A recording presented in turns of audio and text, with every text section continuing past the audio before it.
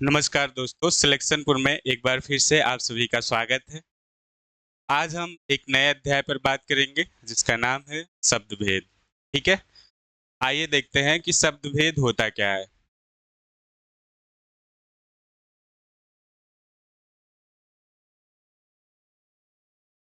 शब्द भेद, ठीक है दोस्तों, शब्द भेद को एक और भी नाम से जाना जाता है जिसका क्या नाम है, शब्द विचार। ठीक है, शब्द विचार। तो आज हम बात करेंगे शब्द भेद और शब्द विचार पर। ठीक है दोस्तों, हम वर्णमाला पढ़ा रहे थे तो उसमें बताए थे कि वर्ड क्या होता है, ध्वनि क्या होती है, ठीक है, शब्द क्या होते हैं। तो ये जो है छोटे छोटे प्रश्न होते हैं, इसको जो है याद रखना बहुत ही जरूरी होता है। ठीक है, बहुत मतलब एक लाइन का डिफरेंट होता है, यानी एक शब्द का डिफरेंट होता है। जैसे हमने बताया था वर्ड क्या होता है। ठीक है, वर्ड के बारे में हमने बताया था कि भाषा की सबसे सबसे छोटी इकाई क्या कहलाती है? भाषा की सबसे छोटी इकाई क्या? को क्या कहते हैं? वर्ड कहते हैं। ठीक है, वर्ड कहते हैं। भाषा की सबसे छोटी इकाई को क्या कहते हैं? वर्ण कहते हैं। ठीक है, उसी प्रकार ध्वनि किसे कहते हैं? ध्वनि किसे कहते हैं बच्चा? ध्वनि जो है भाषा की भाषा की सबसे छोटी क्या हो जाएगा? मौखिक इकाई हो जाएगा। ठीक है, यानी भाषा की सबसे छोटी इकाई को वर्ड कहते हैं और भाषा की सबसे छोटी मौखिक इकाई को क्या कहते हैं? मौखिक इकाई को क्या कहते हैं? ध्वनि कहते हैं। ठीक है, ध्वनि कहते हैं। तो एक एक शब्द का डिफरेंट है। भाषा की सबसे छोटी इकाई को जो है वर्ण कहते हैं और मौखिक इकाई को क्या कहते हैं? ध्वनि कहते हैं। अब शब्द किसे कहते हैं? तो शब्द जो है, आइए इधर देखते हैं। शब्द जो है,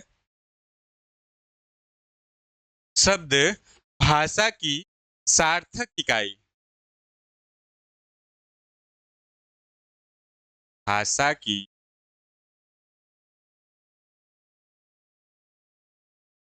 सार्थक इकाई को क्या कहते हैं? शब्द कहते हैं। ठीक है, शब्द कहते हैं। भाषा की सबसे छोटी इकाई को क्या कहते हैं? शब्द कहते हैं। अब सार्थक क्या होता है? जैसे सार्थक मतलब अगर हम यहाँ कमल लिखें, ठीक है, अगर यहाँ हम कमल लिखते हैं तो पहले क्या लिखेंगे? पहले का लिखेंगे, फिर आ लिखेंगे, फिर माँ लिखेंगे। ठीक है, फिर आ लिखेंगे, फिर ल लिखेंगे, ठीक, फिर आ लिखेंगे। तो क्या होगा? जो भाषा की सबसे छोटी इकाई यानी जिसका एक अर्थ भी होता है। ठीक है, कमल, कमल का अर्थ क्या है? ये क्या है? छोटी इकाई, यानी क्या है? भाषा की सार्थक इकाई जो है, यानी पहले का है, फिर माँ है, फिर ला है। ये क्या है? ये एक क्रम है और एक सार्थक भी है। अगर हम लिखें मकल, मकल, तो ये तो इसका कोई अर्थ भी नहीं है ना, इसका तो कोई अर्थ नहीं हो रहा है, तो ये तो सार्थक नहीं हुआ, ये तो सार्थक नहीं हुआ। इसलिए भाषा की सार्थक इकाई को क्या कहते हैं? शब्द कहते हैं। ठीक है, जैसे कमल तो क, फिर उसके बाद माँ, फिर ल, क्या है? कमल। ये एक सार्थक इकाई है और इसका क्या है? एक अर्थ भी निकल रहा है। ठीक है, यहाँ तक क्लियर है। तो इसी के आगे देखते हैं कि शब्द के शब्द विचार या शब्द भेद के जो भेद होते हैं, ठीक है, उसको देखते हैं। तो दोस्तों ये शब्द भेद है। ठीक है, शब्द रचना या शब्द विचार। ठीक है, शब्द रचना या शब्द विचार। शब्द रचना में शब्द विचार क्या है? पहले क्या होते हैं? सार्थक शब्द। सार्थक शब्द वह शब्द होते हैं जिसका कोई अर्थ निकलता है। ठीक है, सार्थक शब्द वह शब्द होते हैं जिसका कोई अर्थ निकलता है, और निरर्थक शब्द क्या होते हैं, जिसका कोई अर्थ नहीं निकलता है। जैसे यहाँ पे क्या हो गया, खाना। खाना क्या है, खाना एक मतलब क्रिया है। हम क्या खाना खाना खा रहे हैं तो उसका क्या है, एक अर्थ है। ठीक है, और ऐसे खाना वाना, वाना क्या है, वाना तो निरर्थक शब्द है ना, वाना तो कोई ऐसा शब्द नहीं है जिसका कोई अर्थ निकलता हो। ऐसे पानी वानी, पानी वानी, तो वाणी क्या है, वाणी क्या है, वाणी निरर्थक शब्द है, पानी। हाँ, लेकिन ये है कि ये किसी सार्थक शब्द के साथ ही इसका प्रयोग होगा। निरर्थक शब्द जो होते हैं ये सार्थक शब्द के साथ प्रयोग होते हैं, जैसे खाना वाना। तो खाना क्या है, खाना सार्थक शब्द है, और निरर्थक शब्द क्या है, वाना। ठीक है, यहां तक क्लियर है। अब इसके अगर हम भेद पढ़ेंगे तो जैसे सार्थक शब्द के भेद जो होते हैं, अगर हम इसके कुल 5 भेद होते हैं। ठीक है, यहाँ पे तो आपको 4 ही लिखा है, हम आगे बताते हैं। ठीक है, जैसे प्रयोग या रूप के आधार पे। ठीक है, प्रयोग या रूप के आधार पर अगर देखेंगे तो उसमें क्या आएगा, उसमें विकारी शब्द आएगा, और क्या आएगा, अविकारी शब्द आएगा। ठीक है, उसी प्रकार बनावट या रचना के आधार पर अगर हम देखेंगे, बनावट या रचना के आधार पर देखेंगे तो क्या होगा, ये 3 प्रकार के होते हैं। क्या क्या, रूढ़ रूढ़ शब्द, यौगिक शब्द, योग रूढ़ शब्द। ठीक है, और इसी प्रकार हम उत्पत्ति के आधार पर अगर देखेंगे, उत्पत्ति के आधार पर अगर हम देखेंगे क्या हो जाएगा, तत्सम, तद्भव, विदेश शब्द, संकर शब्द, और इसी में एक हो जाएगा, क्या हो जाएगा, इसमें जो हो जाएगा एक देशज शब्द। ठीक है, इसमें जो हो जाएगा देशज शब्द हो जाएगा। ठीक है, यहाँ पे क्लियर दिख रहा होगा आपको। तत्सम शब्द, तद्भव शब्द, विदेशी शब्द, और संकर शब्द, और देशज शब्द। ठीक है, और इसके जो एक प्रकार होते हैं वो क्या होते हैं, वो अर्थ के आधार पर होते हैं। ठीक है, इसी का अगर हम 5वां प्रकार देखें, ठीक है, मान लीजिए कि एक ए हो गया, ठीक है, ये जो है 2 हो गया, ठीक, ये 3 हो गया, और ये हम चौथे प्रकार के देखते हैं। ठीक है, चौथा प्रकार देखते हैं। इसके चौथे प्रकार में क्या होगा, इसके आधार पर ये होगा, ये होगा अर्थ के आधार पर। ठीक है, अर्थ के आधार पर शब्द भेद। तो अर्थ के आधार पर शब्द के कुल कितने भेद होंगे, तो अर्थ के आधार पर शब्द के कुल कितने भेद होंगे, 4 भेद। ठीक है, एक होगा एकार्थी शब्द, ठीक है, दूसरा अनेकार्थी, अनेकार्थी शब्द, तीसरा जो होगा पर्यायवाची या समानार्थी, समानार्थी शब्द होगा, और जो चौथा होगा वो चौथा क्या होगा, विपरार्थी, यानी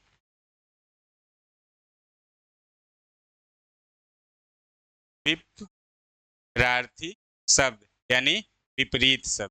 ठीक है, विपरीत शब्द ये हो गया। और जो 5वां प्रकार होगा इसका, ठीक है, इसका जो 5वां प्रकार होगा क्या होगा, काव्य शास्त्र के आधार पर। ठीक है, काव्य शास्त्र या रचना के आधार पर, काव्य शास्त्र रचना के आधार पर। ठीक है, 5वां जो होगा वो काव्य शास्त्र और रचना के आधार पर। तो इसमें कितने प्रकार हो जाएंगे, इसमें जो है कुल 3 प्रकार होंगे। पहला क्या होगा, पहला होगा, पहला क्या होगा, पहला होगा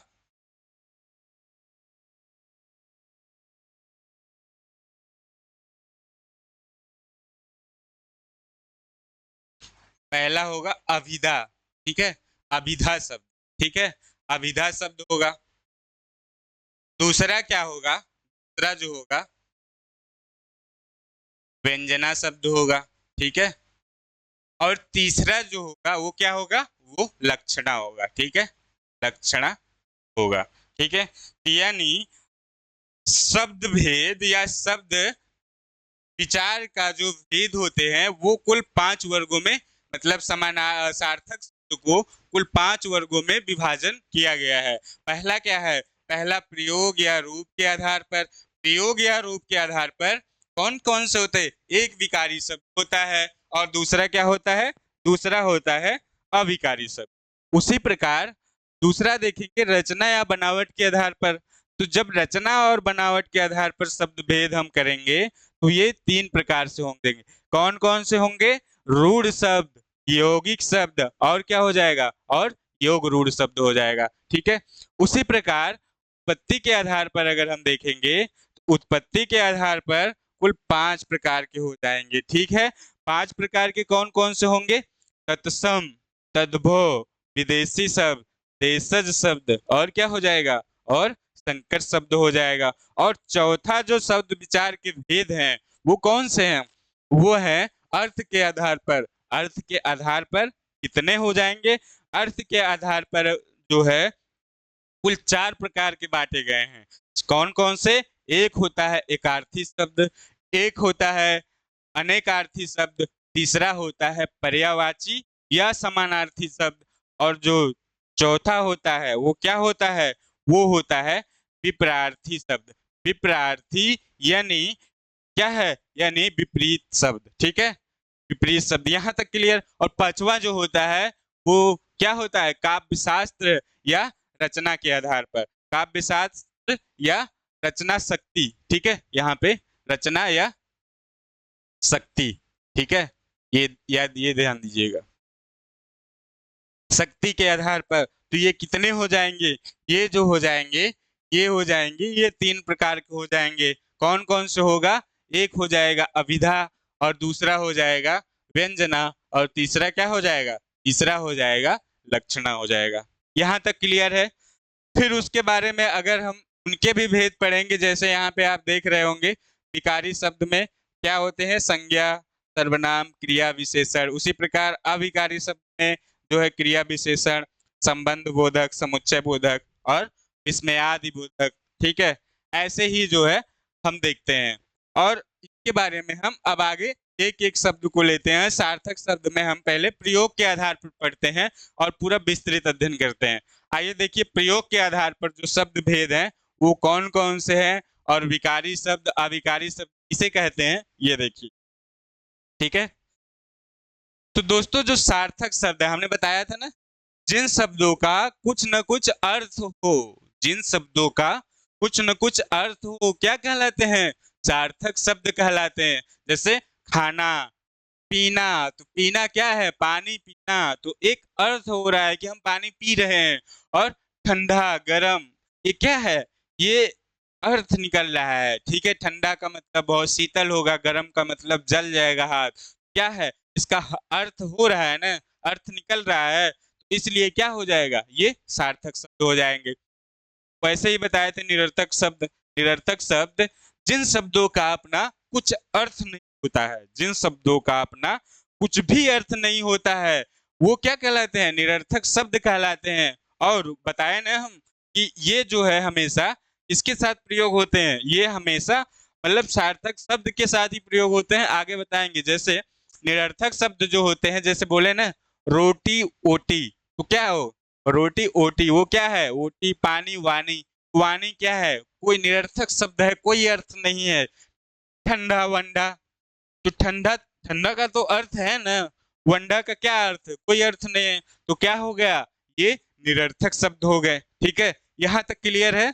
अब आगे देखते हैं, आगे देखिए।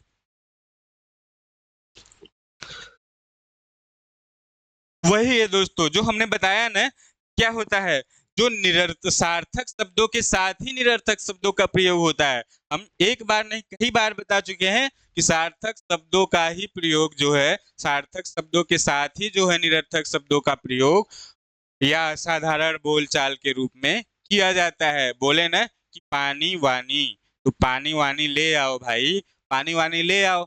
चलो पानी का तो अर्थ होता है, वानी का तो कोई अर्थ नहीं होता है ना। मतलब लोकल भाषा में यही बोलते हैं, रोटी वोटी दे दो भाई, भूख लगी है। तो रोटी वोटी क्या होता है? रोटी तो अर्थ है ना, वोटी क्या है? कोई अर्थ नहीं है। तो सार्थक शब्दों के साथ ही निरर्थक शब्दों का प्रयोग हो रहा है। आगे देखिए, ठंडा वंडा कहाँ है? डंडा वंडा कहाँ है? डंडा वंडा कहाँ है? हमारे बुजुर्ग लोग बोलते हैं ना कि अरे भाई डंडा नहीं मिल रहा है, हमारा डंडा वंडा कहाँ रखा है? क्या हो जाएगा? वंडा का तो अर्थ है कोई नहीं है, निरर्थक शब्द है। डंडा का चलो अर्थ है ना अर्थ। उसी प्रकार पानी वानी ले आओ, तो पानी का अर्थ है और वाणी का कोई अर्थ नहीं है। तो दोस्तों कुल मिलाकर ये कहना चाहते हैं कि सार्थक शब्दों के साथ ही निरर्थक शब्दों का प्रयोग होता है या साधारण बोलचाल की भाषा में होता है। जैसे पानी वानी ले आओ भाई, पानी तो मान लो सार्थक है और वाणी क्या है? निरर्थक शब्द है। यहां तक क्लियर होगा आपको? ठीक है, आगे देखते हैं दोस्तों। प्रयोग के आधार पर जो पहला शब्द भेद है, ठीक है, इसको हम 1 नंबर देते हैं। ठीक है, पहला विभाजन करते हैं। जो प्रयोग के आधार पर शब्द भेद जो होते हैं, ये कुल 2 प्रकार के होते हैं। प्रयोग के आधार पर शब्द के 2 भेद होते हैं। कौन कौन से शब्द होते हैं? एक होता है विकारी शब्द और दूसरा क्या होता है? अविकारी शब्द। प्रयोग के आधार पर कुल 2 प्रकार के होते हैं।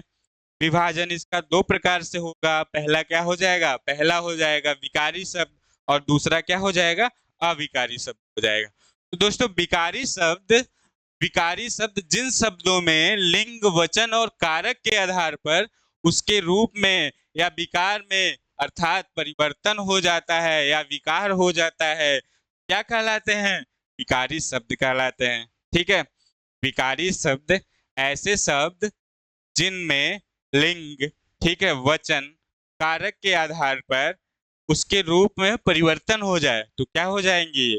ये विकारी शब्द। विकार का मतलब ही होता है परिवर्तन। ठीक है, विकार, ठीक है, विकार का अर्थ जो है ये क्या होता है? परिवर्तन होता है। तो मतलब विकार का मतलब ही है परिवर्तन। अगर अगर लिंग, ठीक है, यहाँ पे दिया है लिंग, वचन और कारक के आधार पर, ठीक है, कारक के आधार पर कारक के आधार पर उसके रूप में विकार यानी परिवर्तन होता है तो क्या हो जाएंगे? विकारी शब्द हो जाएगा। अविकारी अविकारी शब्द ऐसे शब्द, ठीक है, ये देख लीजिए पहले। जैसे संज्ञा, सर्वनाम, क्रिया और विशेषण, ये क्या है? विकारी शब्द होते हैं। संज्ञा, सर्वनाम, क्रिया और विशेषण, ये क्या है? ये विकारी शब्द हैं, क्योंकि इनके रूप में लिंग, वचन और कारक के आधार पर परिवर्तन किया जा सकता है। तो विकारी शब्द कौन कौन से होते हैं? विकारी शब्द जो होते हैं लिंग क्या कौन कौन से होते हैं? क्रिया होता है, संज्ञा होती है, सर्वनाम होते हैं और विशेषण शब्द होते हैं। ठीक है, इनके जो है इनके रूप में जो है लिंग, वचन और कारक के आधार पर इसका परिवर्तन संभव है यानी सार्थक है। ठीक है, इसलिए जो है क्या हो जाएंगे? ये विकारी शब्द हो जाएंगे। जैसे हम संज्ञा का उदाहरण देते हैं, ठीक है, एक उदाहरण हम संज्ञा से ले लेते हैं। तो जैसे लड़का, ठीक है, लड़का का जब हम परिवर्तन करते हैं यानी विकारी वो करते हैं तो क्या हो जाएगा? लड़के लड़कों हो जाता है। इसी प्रकार पुस्तक का क्या होता है? पुस्तकों हो जाता है। तो क्या मतलब इसके जो है संज्ञा में क्या होता है? कहीं ना कहीं जो है लिंग, वचन और कारक के आधार पर परिवर्तन हुआ हुआ ना। जैसे लड़का, लड़का है ना, लड़का क्या है? लड़का मान लीजिए कि एक संज्ञा है। अब इसका परिवर्तन किसके आधार पर हो रहा है? लड़के, लड़के क्या है? लड़के या तो जो है लिंग होगा या वचन होगा या कारक होगा।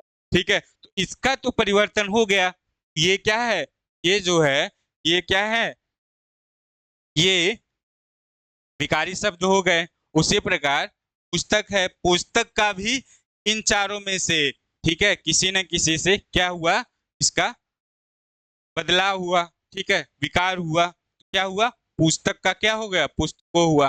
तो इसी प्रकार इनका जो है परिवर्तन हुआ, तो इसलिए क्या हो गए, ये विकारी शब्द हो गए। ठीक है, यहाँ तक क्लियर है।